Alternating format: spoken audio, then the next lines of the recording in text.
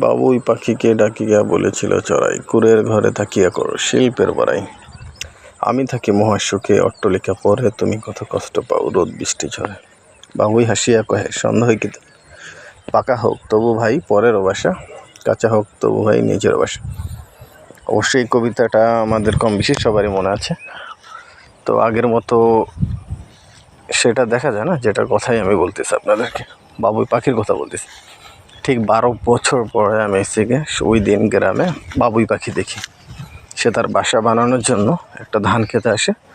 ধান থেকে ঠিক এরকম শুকনো একটা পাতা নেওয়ার চেষ্টা করছিল। তো আমি সেটা দেখলাম। তারপর দেখলাম আবার কিছুক্ষণ পরে ঠিক এরকম একটা পাতা ছিঁড়তেছে। তো ঠিক বলতে পারেন যে 12 বছর পর আমি এরকম দেখছি। এটা হয়তো আমি এর আগে দেখি নাই। আগে দেখতাম সবসময় বাবুই পাখি সবসময় চোখে পড়তো, কিন্তু এখন আর ওইভাবে দেখা যায় না।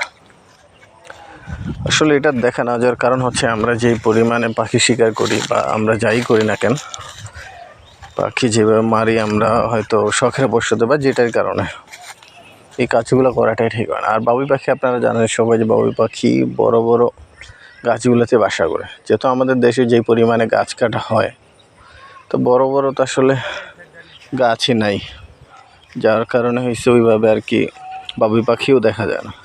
হয়তো প্রান্তিক যে গ্রামগুলো আছে যেখানে মানুষ অ্যাভেলেবেল নেই, ওখানে বড় গাছ যদি থাকে হয়তো ওখানে থাকতে পারে।